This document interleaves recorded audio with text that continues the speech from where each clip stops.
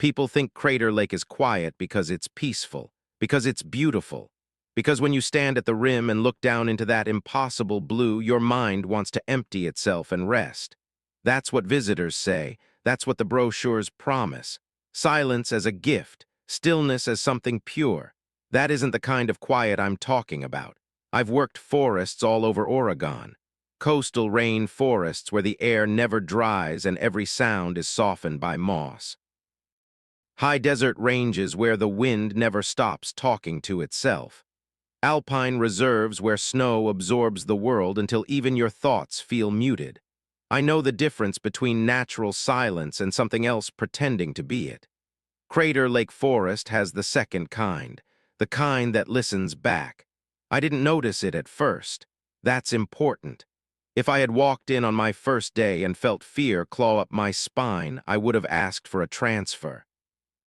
I would have blamed nerves or the altitude or the fact that I'd just taken a post that came with long night shifts and even longer stretches alone. But it didn't happen like that. It never does. At first, it was just a feeling that the quiet lingered too long after I moved. I'd stop walking, and instead of the forest settling naturally, it felt as if something was waiting to see what I'd do next. Not watching, listening. That distinction matters more than you think. I'm a state park ranger. That means rules, procedures, logs, checklists. It means trusting patterns over instincts and training over imagination. I was good at my job. Still am, depending on how you define good. I kept trails clear. I filed reports on time. I answered lost hiker calls and calmed panicked campers and enforced permits with the right balance of authority and politeness. I believed in explanations, which is why when I first heard the voices, I didn't call them voices. I called them echoes. Crater Lake sits in the remains of a collapsed volcano, a caldera so deep and wide it changes how sound behaves. You learn that in the first week. A shout can come back stretched, warped, delayed. A footstep can seem to follow you longer than it should. Radios crackle in dead zones. Words bounce and blur and return as something almost familiar. So when I heard something that sounded like speech, distant and broken, I told myself it was just that. A hiker on the far side of a ridge. A couple calling to each other across water. Wind threading through branches at the wrong angle. Not real, not real. That became a rhythm in my head long before I realized why. The first time it happened, I was on an evening patrol just before full dark. The sun had dropped behind the trees, but the sky still held that dim gray light that makes depth hard to judge. I'd stopped to check a trail marker near a service road when I heard something behind me, not footsteps, not movement. A sound shaped like a word without being one. I turned, expecting to see someone. There was no one there. I waited. The forest didn't resume its normal noise. No insects, no distant bird calls, just that waiting quiet again. After a few seconds, I laughed under my breath and shook it off. Adrenaline finds ways to entertain itself when you're alone too long. I wrote nothing in my log that night. The second time, it was clearer, still distant, still faint, but unmistakably human. 2 syllables, spoken slowly, almost carefully. I didn't recognize the word at first because I wasn't ready to. I answered out of habit. Rangers are trained to respond, to identify themselves, to offer help. My voice sounded too loud when I spoke, like it didn't belong to the place. There was no reply, but the silence afterward felt tighter, like something had closed a door. That's when the doubt crept in, not fear yet. Doubt is quieter, more patient. Doubt asks questions that don't demand immediate answers. Could have been sound carrying strangely. Could have been my name catching in my thoughts and slipping out of the forest by accident. Not real. Real, not real. I told myself I was tired. Crater Lake has a way of distorting time as well as sound. The days feel longer than they are. The nights stretch. You can walk for hours without seeing another person, even during peak season if you know the service paths and back trails. Solitude becomes routine. Routine becomes background noise. That's where things slip in unnoticed. By the end of the first week, I'd started hearing it more often. Always when I stopped moving, always when I let my attention drift. Never loud enough to demand focus, but persistent enough to reward it. The voices never shouted. They never begged, they never threatened. They spoke the way someone does when they're certain you're already listening. I tried to test it. I'd stop abruptly on the trail and hold my breath. Sometimes nothing happened. Other times I'd hear a faint murmur rise and fall like conversation behind a wall. When I walked again, it faded. When I stood still, it returned. That should have scared me more than it did. Instead, I became curious. Curiosity is the most dangerous thing a place like that can sense. I started lingering longer than necessary, taking breaks where I didn't need them, standing at the tree line instead of moving on. I told myself I was doing my job, checking conditions, observing wildlife patterns. That's the lie professionals use when they don't want to admit they're drifting. One night, close to midnight, I heard it clearly enough that there was no more room for denial. My name, spoken the way my mother used to say it when she wanted my attention but didn't want to raise her voice. Familiar, intimate, completely wrong. I froze. Every instinct screamed not to answer, not to move, not to acknowledge it in any way. My body listened, my mind didn't. I whispered back before I realized I was doing it. The response came immediately, not my name this time. A simple phrase, soft, reassuring, something you'd say to someone who looked lost. That was the moment I understood the problem. Echoes don't respond, echoes don't adapt, echoes don't wait for you to speak first. I didn't run, I wish I had. Instead, I stood there, heart hammering, telling myself that fear was rewriting memory, that stress was filling in gaps, that isolation does strange things to perception.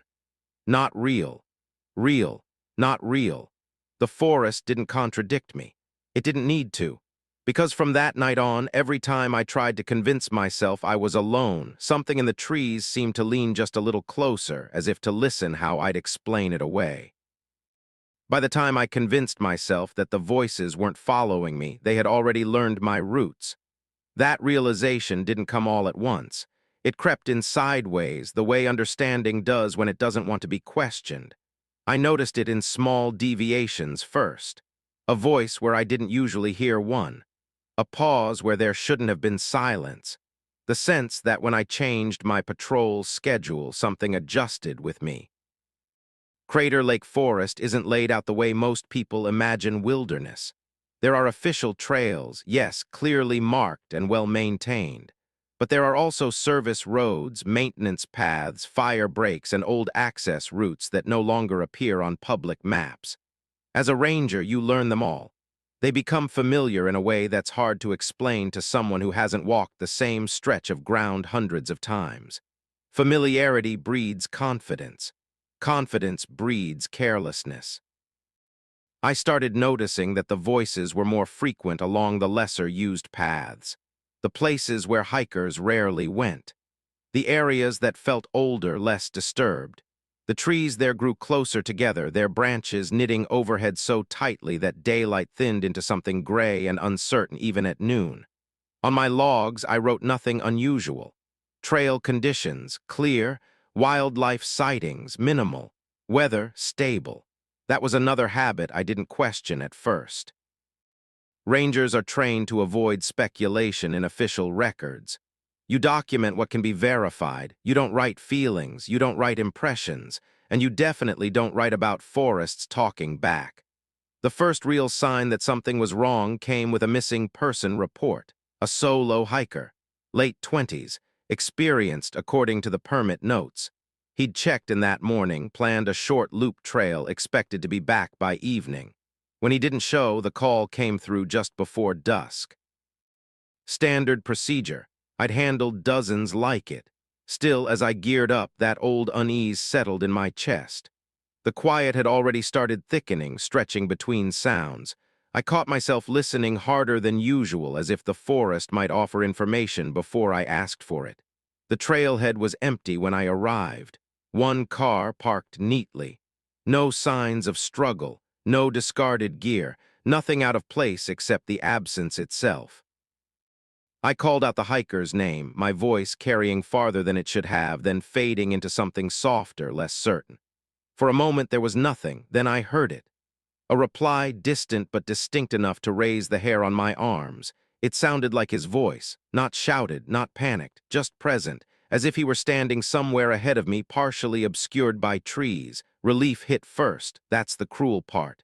Relief lowers your guard faster than fear ever could. I followed the sound off the main trail. Almost immediately, I knew I'd made a mistake. The ground sloped more steeply than it should have. The undergrowth thickened, snagging at my boots. The air felt heavier, like pressure building before a storm that never comes. I called out again, identifying myself, asking him to stay where he was. The response came quicker this time, closer. It repeated what I'd said, not as an echo, not delayed, mimicked. My own words, softened and reshaped, returned to me in a voice that wasn't mine. I stopped walking. Not real, not real. That phrase had become automatic by then, a mental reflex. I told myself stress was filling in gaps again. That sound travels strangely here, that I was projecting patterns onto noise. The forest didn't argue. It never does. I moved forward more slowly after that, marking my path the way we're trained to when visibility drops. But the terrain didn't behave the way it should have. Landmarks I expected were where they belonged. A fallen log I remembered clearly was gone. A cluster of boulders appeared twice in different places, identical down to the lichen. And always just ahead, the sound of someone breathing. When I finally found the campsite, it was wrong in ways I couldn't articulate at first. The tent stood upright, uncollapsed, as if its owner planned to return at any moment. A pack leaned against a tree, zippers closed. A water bottle sat upright near a cold fire ring. Everything arranged too neatly for someone who'd wandered off by accident. I called out again, my voice tighter now, sharper. The reply came from behind me. I turned so fast the world tilted. For an instant, I thought I saw someone between the trees, a shape, a suggestion of shoulders and a head. But when my vision steadied, there was only shadow and bark and distance playing tricks. Then the voice spoke clearly for the first time. It wasn't the hikers. It wasn't mine. It thanked me for coming. There was no emotion in it, no relief, no fear, just acknowledgement, as if my arrival had been expected, as if it completed a pattern. I backed away without turning my back, every step deliberate. My training screamed at me to retreat, to radio for backup, to mark the location and return with a team. When I reached for my radio, it answered me with nothing but dead air. I didn't stay long after that.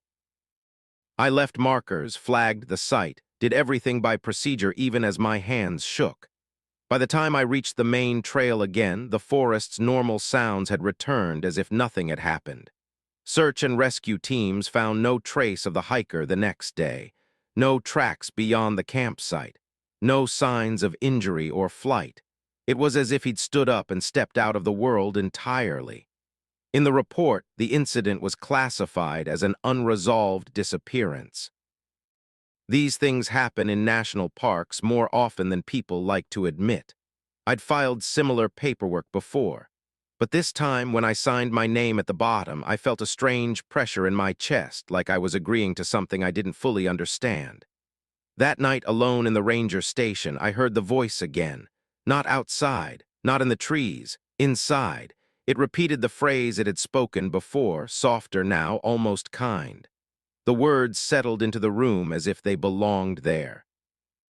I sat perfectly still until dawn, telling myself over and over that exhaustion was a powerful thing, that the mind invents patterns when it wants comfort, that there was a rational explanation waiting to be found. Not real. Real, not real. By morning, I no longer remembered which part of that phrase I believed. After the disappearance, Crater Lake Forest stopped feeling like a place I worked and started feeling like a place that was learning me. That sounds irrational. I know it does. I would have dismissed it myself if I'd heard another ranger say it. Forests don't learn, they don't adapt, they don't pay attention to individual people. They exist on longer timelines, broader instincts, whether growth, decay, but something in that caldera didn't follow those rules. In the days that followed, I found myself replaying the sound of that voice over and over in my head, the calmness of it, the certainty. It hadn't asked who I was or why I'd come. It hadn't expressed surprise. It had spoken as if my presence completed a sentence that had already begun. I started sleeping poorly. When I did manage to drift off, my dreams were filled with half-heard conversations.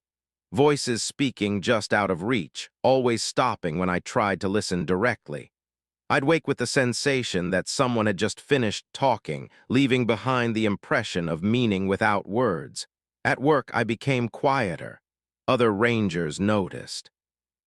They asked if I was feeling all right, joked about the isolation getting to me. I laughed along and told them I was fine. That was easier than explaining that every time the wind shifted outside, I felt like it was carrying something just for me. I began checking old records.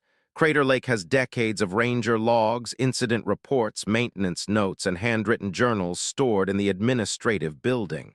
Most of it is mundane: weather data, trail erosion, visitor injuries. But when you start looking for patterns, even routine information begins to warp. I wasn't searching for voices at first. I told myself I was researching disappearances, trying to build a clearer picture of the area's problem zones. But certain phrases kept appearing, scattered across years and handwriting styles. Sound anomalies, unusual echoes, disorientation near rim trails, notes that ended abruptly. Reports that described strange delays in radio communication without technical explanation. A few logs mentioned rangers feeling watched or followed, though those entries were often crossed out or softened in later summaries. One journal, tucked behind a stack of maintenance binders, stopped me cold. It belonged to a ranger who'd worked the park in the late 1970s. His handwriting started neat and precise, but grew more erratic toward the end. Pages were filled with observations about sound behaving incorrectly, about hearing familiar voices where no one should have been. Near the back, a sentence repeated across several pages. Not real, real, not real. Seeing my own words reflected back at me, written decades earlier by someone I'd never met, sent a chill through me that no amount of rationalizing could erase. I closed the journal and sat there for a long time, listening to the building settle around me. That was the first time I considered telling someone. There was a senior ranger on staff who'd been at Crater Lake longer than anyone else. He was the kind of man who spoke carefully, never wasting words. If anyone might understand, it would be him. I found him late one afternoon, checking equipment near the garage. I didn't start with the voices. I talked about sound carrying strangely, about the missing hiker, about the old logs. He listened without interrupting, his expression unreadable. When I finally mentioned hearing my name spoken in the forest, his jaw tightened almost imperceptibly. He told me not to pursue it, not in a dismissive way, not as an order, as a warning. He said Crater Lake had a way of reflecting people back at themselves. He said isolation did strange things, especially to those who stayed too long. When I asked about the journal from the 1970s, he hesitated, then said some rangers didn't finish their postings here. I pressed him. Asked what he meant. He looked out toward the trees instead of at me and said, "The ones who listen don't always leave the same way they arrived." That was all he would say. After that conversation, the voices changed. Before, they'd waited for silence. Now they came during movement, while I walked, while I spoke. Sometimes they overlapped my thoughts so closely that I couldn't tell which idea had started in my head and which had arrived from somewhere else. They never contradicted me. They never argued. They agreed too easily, affirmed doubts before I finished thinking them. That was worse than hostility. It felt like encouragement. Once, while patrolling a service road, I heard footsteps matching mine exactly half a second behind. I stopped. They stopped. I started again. They followed. When I turned, there was no one there, but the impression lingered as if something had almost been visible and then reconsidered. The forest itself began to feel staged. Paths looped back unexpectedly. Clearings appeared where none should have been. I'd passed the same distinctive tree twice in a single patrol, each time from a different direction. I checked my maps obsessively.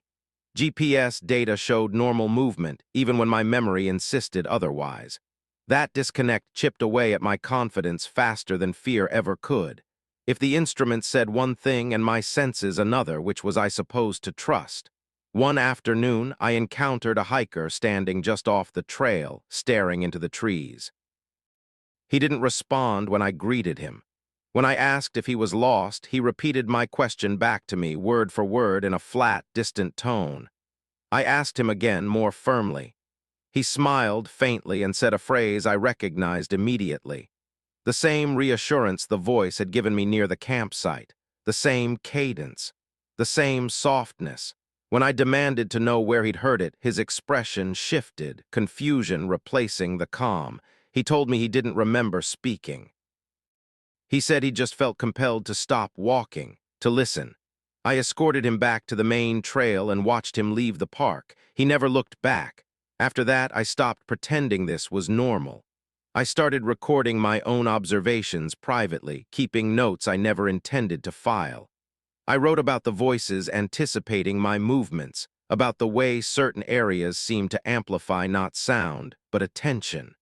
I wrote about the feeling that the forest wasn't trying to scare me. It was trying to keep me engaged. The most disturbing realization came quietly, without fanfare.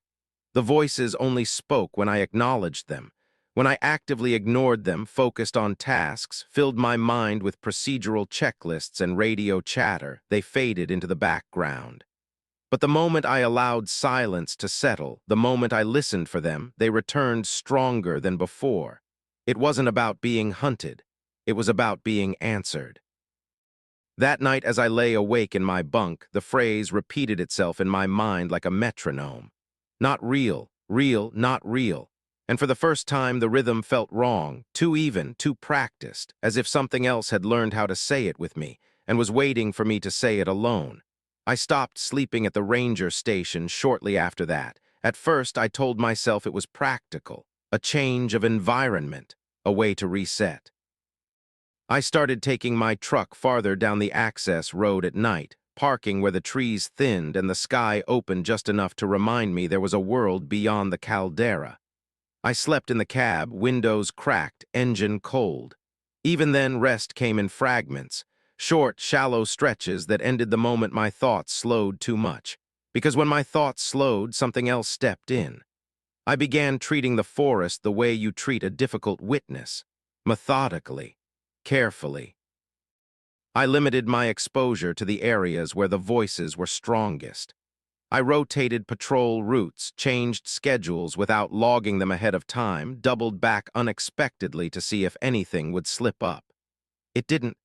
If anything, the responses became smoother, less reactive, as if whatever was happening no longer needed to adjust in real time, as if it already knew. That's when I started hearing them during the day. It was subtle at first. A word here, a phrase there. Always just below the threshold of certainty. Easy to dismiss if you wanted to, harder if you didn't. Sunlight didn't weaken them, neither did activity. They slipped into gaps between sounds, into the pauses between my own thoughts. I began cataloging patterns, not just where I heard the voices, but when. They were more frequent near the rim, strongest where the drop-off was steepest, where the lake lay hidden below like a held breath. Sound behaved differently there, yes, but this wasn't about acoustics. This was about focus, about attention being pulled downward. The old ranger logs made more sense now. I spent my off hours buried in them, reading not just what was written, but what had been omitted. Sudden changes in tone, reports that grew shorter over time, handwriting that tightened, then loosened, then drifted into margins as if the writer were trying to outrun their own thoughts. One pattern stood out above the rest. The rangers who noted sound anomalies rarely stayed long after. Transfers, early retirements, medical leave, in a few cases, nothing at all. Their names simply stopped appearing, no closure, no follow-up. One name appeared more than once. The ranger who'd written the journal from the 1970s. I found his personnel file after more digging than I should have needed. He'd served at Crater Lake for just over 2 years. No disciplinary issues, strong performance reviews. Then abruptly, a note indicating voluntary resignation. There was no record of where he went afterward, no forwarding address, no exit interview. It was as if he'd stepped out of the system entirely.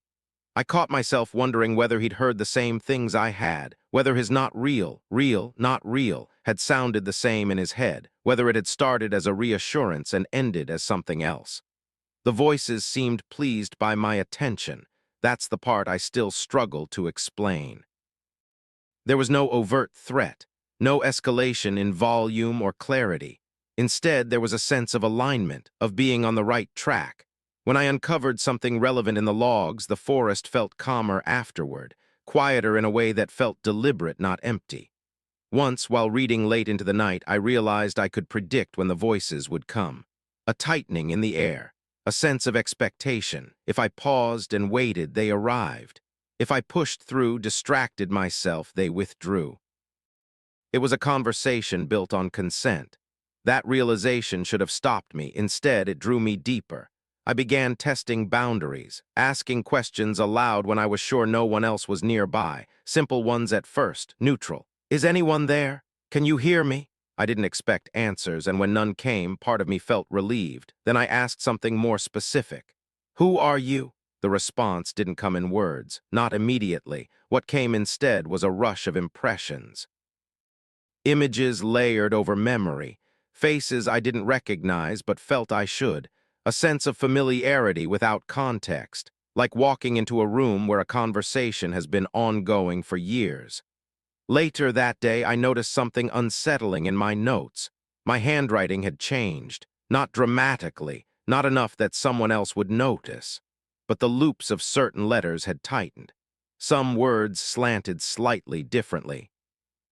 And written in the margin of a page I didn't remember annotating was a single sentence. You're doing well.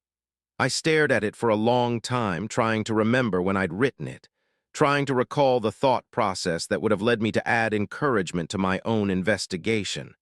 I couldn't. The senior ranger stopped avoiding me after that. He didn't approach directly. Instead, he began positioning himself where our paths would cross naturally. A nod here, a brief comment there. Eventually, he asked how I was holding up. His tone was casual, but his eyes searched my face as if looking for something specific. I told him the truth, that I was hearing things more often, that I was finding patterns I couldn't explain, that the forest felt responsive in ways that made me uneasy. He listened just like before. When I finished, he sighed and leaned against a railing, looking out toward the lake. He told me Crater Lake was old in ways that didn't show on the surface. That the collapse which formed it hadn't just reshaped land, but memory. That sound wasn't the only thing that echoed down there. Thought did too. Intention, attention. He said most people pass through without leaving much behind, but some listen harder, some linger, some leave impressions deep enough to reflect. And if you stay long enough, I asked. He didn't answer right away. When you stop being sure which thoughts are yours, he said finally, that's when it's time to go. I put in a transfer request that night. Officially, it was for personal reasons. Unofficially, I didn't care where I went as long as it wasn't there. I told myself that leaving would break whatever feedback loop I'd fallen into. Distance would restore perspective. The request sat pending longer than expected. Days passed, then weeks. The voices grew quieter during that time, but not weaker. They felt patient, as if they understood delay, as if they knew the outcome already. One evening, standing near the rim, I felt the familiar pull of attention downward. The lake lay still, impossibly smooth, reflecting the sky with such precision it felt unreal. I thought about how deep it was, how long it took sound to travel across it, and without meaning to, I spoke aloud. I'm leaving. The response came not from the trees, but from within my own chest, a sensation of agreement, of reassurance, of something settling into place. For the first time since this began, the phrase in my mind shifted. Not real, real, not real. It sounded less like a question now and more like a reminder. The waiting changed everything. Once the transfer request was filed, I expected relief, a sense of countdown, an endpoint I could hold onto. Instead, the days stretched thinner, like something had begun removing pieces from them when I wasn't looking. Time didn't slow exactly. It softened, lost its edges. I would start a patrol convinced it was early morning and return to the station to find dusk already settling in. The voices adapted to that shift. They didn't come as often, but when they did, they were closer. Not louder, more precise, as if they no longer needed to search for the right frequency. They arrived with the ease of a thought that had already been halfway formed. I stopped trying to document them after I found more sentences in my notebook that I didn't remember writing. Some were observations, clinical and detached. Others were reassuring in a way that made my skin crawl, short phrases, encouragements, reminders that I was doing what needed to be done. I began locking the notebook away when I wasn't using it. That helped for a while. Then I noticed the same phrases appearing in other places, on the margins of printed maps, on the back of incident reports. Once, carved shallowly into the dirt beside a trail marker, letters so faint I almost missed them. The forest wasn't just listening anymore. It was answering ahead of time. Sleep deprivation warped things further. I started experiencing moments where I couldn't account for gaps in my day. I'd check my watch, certain only minutes had passed, only to find an hour gone, sometimes more. I'd retrace my steps mentally and find nothing missing. No sense of interruption, just absence. During those gaps, the voices were silent. That silence frightened me more than their presence ever had. Because when they returned, they carried impressions with them. A sense of completion, of something having progressed while I was gone. I'd feel calmer afterward, lighter, like a decision had been made without my involvement. Not real, not real. The phrase no longer felt like a shield. It felt rehearsed, automatic, like something I'd been taught to say at the right moments. I started seeing people where they shouldn't be, not clearly, not fully, just suggestions of movement at the edge of my vision. A shape standing too still among the trees, a figure that resolved into a stump when I looked directly at it. Once I saw someone standing at the rim, staring down into the lake. When I called out, the shape dissolved into shadow and distance. I told myself it was exhaustion, stress. A mind stretched thin looking for patterns where none existed. I repeated that explanation until it lost meaning. One afternoon, while reviewing trail footage from a stationary camera, I noticed something that made my breath catch. The footage showed me, not just passing through the frame, lingering, standing in one spot far longer than I remembered. My posture was wrong, too relaxed, my head tilted slightly as if listening to something just out of frame. The timestamp indicated I'd been there during one of the gaps I couldn't account for. I watched the clip 3 times. On the 4th, I noticed my lips moving. No audio was recorded. That night, I stood in front of the mirror in the station bathroom and studied my reflection longer than was comfortable. There was nothing obviously wrong. No distortion, no delayed movement, but my eyes looked tired in a way sleep couldn't fix, as if something behind them was wearing me down from the inside. I wondered briefly whether the voices had always been there, whether this place simply made them audible. Whether everyone carried echoes they never noticed until the environment gave them space. The senior ranger found me near the rim the next morning. He didn't pretend it was a coincidence this time. He told me my transfer request had stalled, administrative delays, budget issues, staffing shortages. He didn't sound convinced by his own explanation. When I asked how long it might take, he hesitated before answering. "Long enough," he said. I asked him if he'd ever heard the voices himself. He didn't answer immediately. Instead, he asked how they sounded to me, whether they spoke in questions or statements, whether they waited for permission or simply arrived. When I told him, he nodded slowly. "They don't come for everyone," he said, "and they don't come the same way twice." I asked him why he'd stayed. He looked at the lake again, at the surface so still it felt artificial. "Someone has to listen," he said. "Otherwise they pile up." That was the first time he used the word they. The realization settled heavily in my chest. The voices weren't singular. They weren't a presence or an entity in the way people imagine hauntings. They were accumulation, layers, impressions left behind by those who'd lingered too long, thoughts worn into the place until they lost their owners. Echoes, yes, just not of sound. That understanding didn't bring comfort. It brought responsibility, a sense of being positioned deliberately where the weight of those echoes could settle. The voices didn't feel malicious. They felt relieved, grateful. They had found someone who could hear them clearly. After that, the forest began to feel less hostile and more accommodating. Trails seemed easier to navigate. The quiet grew softer, less strained. When I spoke aloud, even casually, there was a sense of acknowledgement, like a conversation continuing in a language I was still learning. I started catching myself responding under my breath. Once, while filling out paperwork, I realized I was answering a question that hadn't been asked aloud. The words left my mouth before I could stop them. They sounded natural, familiar, as if I'd said them many times before.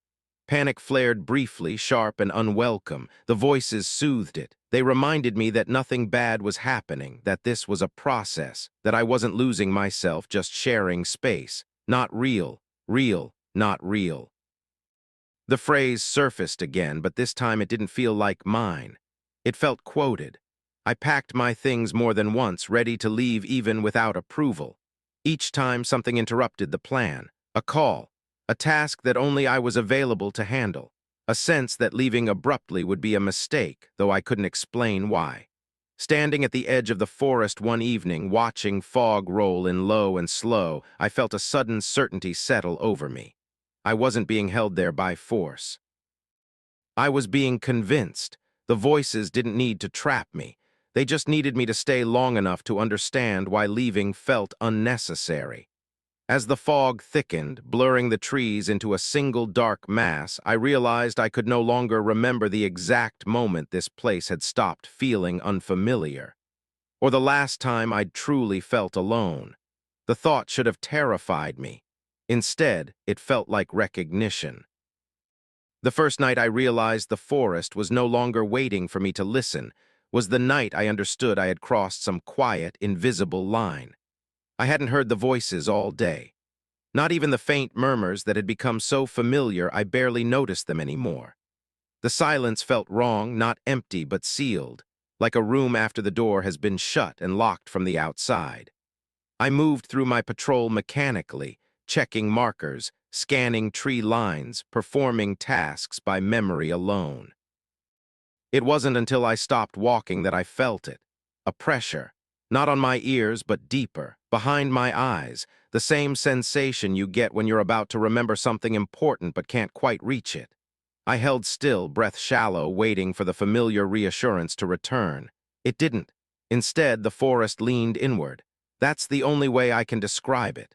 The trees didn't move, not visibly, but the space between them felt reduced, compressed. Sound behaved differently again. My own breathing felt distant, as if it were coming from somewhere else. I had the overwhelming impression that I was standing inside a held breath. When the voices finally returned, they were unified. Not layered murmurs or overlapping fragments, but a single, blended presence speaking with many tones at once. The effect wasn't loud. It was intimate, close enough that it felt wrong to turn my head, as if doing so might reveal something I wasn't meant to see yet. They spoke without words at first. Images surfaced in my mind unbidden. The lake forming, the collapse, stone giving way, carrying sound, thought, intention downward into a space with no easy exit. I saw people standing at the rim across decades, leaning forward, listening longer than they should have. Some left, some stayed. The voices carried no judgment, only continuity. I staggered back, heart racing, suddenly desperate for movement, for noise, for anything to break the sensation of being enclosed. As I turned, I caught sight of something that made me stop again. Footprints. They appeared in the soft earth along the trail, fresh and unmistakable, too many to belong to one person. They overlapped, layered atop one another, all facing the same direction, toward the lake. I followed them without making the decision to do so. That terrified me more than anything else. The absence of resistance. My body moved with the calm certainty of routine, as if this were just another patrol route I'd walked 100 times before. The voices didn't guide me. They didn't need to. They trusted me to arrive. At the rim, the world opened up in a way that always felt unreal. The drop was sudden, immense, the lake stretching out below like a mirror that refused to ripple. The sky above and the water below met so cleanly that the horizon disappeared. For a moment, I couldn't tell where one ended and the other began. The voices settled into that space. They spoke clearly now, not in sentences, but in understanding. They showed me impressions layered over one another. Rangers, hikers, locals, people who'd stood where I was standing and listened too closely for too long. Their thoughts had sunk into the caldera, carried downward by focus and repetition, settling into the deep like sediment. Echoes that never dispersed. The forest wasn't haunted. It was occupied. I felt my own thoughts slow, drawn downward by that same pull. Each idea lingered a fraction longer than it should have, as if waiting to be noticed, to be absorbed. Panic surged again, sharp and bright, but it couldn't hold. The voices steadied it. They reminded me that nothing was being taken, only shared. I pressed my hands against my ears, a reflex that felt childish even as I did it. The sound didn't change. The pressure remained. The realization came with terrifying clarity. They weren't speaking through the forest. They were speaking through me. Memories surfaced that weren't mine, or were they? I couldn't tell anymore. I felt the weight of standing watch through endless nights, of listening to silence until it began to speak back. I felt resignation, relief, a sense of purpose settling into place. The forest creaked softly behind me, trees shifting against one another with slow inevitability. The sound wasn't threatening. It was accommodating, like furniture being rearranged to make space. I thought about the senior ranger, about his choice to stay, about the way he'd said someone had to listen. Understanding bloomed, heavy and suffocating. This place didn't want victims, it wanted witnesses. People who could hear the accumulation and keep it from spilling outward. People who could absorb the echoes so others wouldn't have to. The voices didn't follow hikers off the trails. They didn't chase tourists. They waited for those who listened back, for those who stayed. I whispered the phrase again, barely aware of doing it. Not real, real, not real. It didn't echo, it was answered. The calm that followed frightened me more than fear ever had. It spread slowly, smoothing rough edges, convincing me that resistance was unnecessary. That fighting this understanding would only create more noise. The lake below remained perfectly still. For a brief, horrifying moment, I imagined myself stepping forward, letting the weight pull me down, letting my thoughts dissolve into the blue. The idea felt less like an ending and more like continuation. I stepped back instead. That single act felt monumental, like turning against a current that had already accepted me. The voices didn't protest. They didn't withdraw. They adjusted. They followed. As I walked away from the rim, I felt them settle more comfortably into my thoughts, no longer confined to the forest's edges. The pressure behind my eyes eased, replaced by something like familiarity. By the time I reached the station, I realized I could no longer tell where my own internal monologue ended and theirs began. And somewhere in that shared space, a quiet certainty formed. I wasn't finished here. I was just beginning to understand my role. Understanding didn't arrive as a revelation. It arrived as erosion. Little pieces of certainty wore away quietly without pain until I couldn't remember what shape they'd once held. I still woke up each morning. I still put on the uniform. I still completed my rounds. On the surface, nothing had changed. That was the most unsettling part. The collapse wasn't dramatic. It was administrative, procedural, invisible. The voices didn't speak as often anymore because they didn't need to. Their presence had become structural, like beams hidden behind walls, holding something much larger in place. When I thought, my thoughts felt fuller, heavier, as if they carried echoes within them. When I paused, the silence no longer waited for me to invite it. It arrived already informed. I tested myself constantly, searching for proof that I was still intact. I recited my name, my date of birth, the places I'd worked before Crater Lake. The answers came easily, too easily. There was no hesitation, no blur. That should have reassured me. Instead, it felt rehearsed. I began noticing how often I spoke aloud when no one was around. Short observations, comments on weather. questions that didn't require answers. It took longer than it should have to realize I wasn't speaking to myself. I was maintaining continuity. The forest responded less with sound and more with alignment. Tasks went smoothly. Equipment failures stopped happening. Visitors who wandered too close to restricted areas turned back without explanation. When storms rolled in, they passed cleanly, doing minimal damage. Crater Lake felt balanced. That balance came at a cost. I started losing emotional extremes. Fear dulled first, then anger. Joy followed more slowly, like an afterthought. What remained was a steady, neutral calm that felt purposeful but not entirely human. Decisions felt inevitable rather than chosen. When I looked at the lake, I no longer felt the pull to step forward. I felt the responsibility to stand still. The senior ranger watched me closely during this time. He didn't ask questions anymore. He didn't offer warnings. He treated me like someone nearing the end of a long process he recognized too well. One evening, as we stood together near the edge of the forest, he told me he was retiring. The word felt wrong, incomplete. He said he'd stayed longer than he intended, longer than most, that the accumulation had grown heavier over the years and that it was time to pass the role on. He didn't say it directly, but I understood. I was the next one. I asked him what happened to those who left without listening. Without staying, he told me the echoes didn't disappear. They scattered, leaked outward in subtle ways, disorientation, sudden dread, unexplained fixation, people carrying fragments of thoughts that weren't theirs, never knowing where they came from. Someone has to keep it contained, he said. Here it settles. I wanted to argue, to reject the premise entirely. But the voices within me stirred gently, not in protest, but in agreement. They weren't coercing me. They were aligning me with a truth I could now perceive. The forest wasn't malevolent, it was full. That distinction mattered more than I wanted it to. The night after his farewell, I found his old logbook tucked into my locker. I didn't remember him giving it to me. Inside, I found entries spanning decades. His early writing mirrored my own initial skepticism. His middle years were sparse, factual. Toward the end, the tone softened, grew reflective.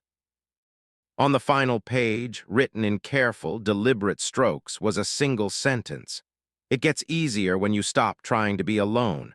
I closed the book and sat there for a long time, listening to the quiet hum of the building, to the distant, familiar weight of the forest pressing gently inward. I realized then that the voices no longer felt like something separate from me. They felt like memory, like history settling into a shape that could hold it. When I walked the trails now, I felt accompanied without feeling crowded.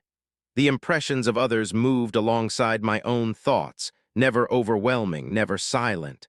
I knew where people had gone missing not because I heard their voices, but because I felt the absence they'd left behind. I understood the forest in a way maps never could. That understanding terrified me in flashes, brief moments when my old instincts surfaced and screamed that something was wrong. Those moments passed quickly. The calm smoothed them over, explained them away. Not real, not real. The phrase surfaced one last time with its original rhythm, then dissolved into something quieter, more integrated. It was no longer a chant, it was a relic. I tried once to imagine leaving again, packing my things, driving away. The image felt thin, unconvincing, like imagining a childhood home you haven't visited in decades. Familiar in outline, hollow in detail. This place didn't trap people. It replaced their need to leave. On my next patrol, standing at the rim with the lake stretched out below me, I felt the accumulation settle comfortably, evenly distributed. The pressure behind my eyes was gone. In its place was clarity, purpose. I wasn't losing myself. I was becoming a boundary, a listening point, a way for the echoes to remain here instead of bleeding outward into places that weren't prepared to hold them. That understanding should have broken me. Instead, it completed something. And somewhere deep within the caldera, far below the still blue surface, the voices settled into a quieter, steadier state. As if they knew they'd be heard for a long time to come. I don't know who will find this. I don't know if it will be another ranger, a maintenance worker clearing out old storage, or someone who wasn't meant to be here at all. Records have a way of drifting in places like this. Papers misfiled, audio mislabeled. Things left behind because no one remembers putting them there in the first place. That feels appropriate. Time doesn't move cleanly around Crater Lake. It layers, it settles. Moments don't disappear so much as they sink, stacking quietly beneath one another. I've come to understand that now. I've come to feel it in the way days overlap, how memories surface without warning, how the forest never truly forgets a sound once it has been shaped. I'm still a ranger. I still wear the uniform. Visitors still stop me to ask about trail conditions or wildlife sightings or the best place to catch the sunset. I answer them honestly. I guide them away from places that listen too closely. I tell them which paths are safer, though I never use that word. They leave satisfied, unaware of how narrow the margins are. Sometimes I wonder if they sense it anyway. A hesitation at the edge of a trail. A sudden decision to turn back without knowing why. I like to think that's the forest letting them go. That's my job now, not enforcement, not rescue, containment. The senior ranger is gone, officially retired. His name no longer appears on schedules or logs. Sometimes when I stand near the rim at dawn, I feel a familiar presence settle beside my thoughts, calm and steady. Not a voice, just an impression. A shared understanding of what it means to stay. Others have come and gone since then. New rangers cycle through. Most don't hear anything at all. Some notice the silence and move on before it notices them back. A few linger longer than they should, ask the wrong kinds of questions, listen too hard. I watch them carefully. When someone starts to hear echoes, I intervene early. Extra shifts assigned elsewhere. Gentle suggestions about transfers. Subtle discouragements wrapped in policy and procedure. Most accept them. A few resist. Those are the ones I worry about, because the forest is patient. It doesn't reach. It doesn't call out unless invited. It waits for attention the way a deep body of water waits for something to break the surface. The voices are quieter now, more diffuse. They don't need to compete. They have space. They have me. I don't hear them the way I used to, not as distinct sounds or phrases. They exist as weight and texture, as a background presence that steadies rather than intrudes. When I think, my thoughts travel farther than they once did. When I stand still, the silence feels complete, not empty. I know what that sounds like. I know how easily it can be misunderstood. Not real, not real. That phrase doesn't mean what it used to. It isn't a test or a reassurance. It's a reminder of thresholds, of how easily perception tips into participation, of how thin the line is between listening and joining. I'm careful now, careful about where I stand, about how long I linger, about what I allow myself to notice. The forest responds to attention, but it respects boundaries when they're maintained. Most days, anyway. There are moments late at night when the lake is perfectly still and the stars reflect so clearly it feels like standing between two skies, when I feel the accumulation stir. Not restless, just aware. Thoughts shifting deep below, adjusting their weight. Those moments don't frighten me anymore. They remind me why I stayed. If you're hearing this, it means something has already gone slightly wrong. Either I've misjudged the balance or you've listened longer than most. Maybe you're sitting somewhere quiet, letting the words settle, feeling that subtle sense of recognition you can't quite explain. That's how it starts. Pay attention to what happens next, to whether the silence around you feels neutral or expectant, to whether your thoughts seem to echo just a fraction longer than they should. If they do, don't answer. Don't test it. Don't reassure yourself out loud. Don't try to name what you're experiencing. Naming is a kind of invitation. Just move. Keep moving. Let the sound scatter instead of settle. I'll be here. I always am. And if you think you hear something familiar in the quiet after this ends, something that sounds like understanding rather than warning, remember this: you're not being called. You're being answered. And if you're hearing this, it already knows you. You don't believe me, do you?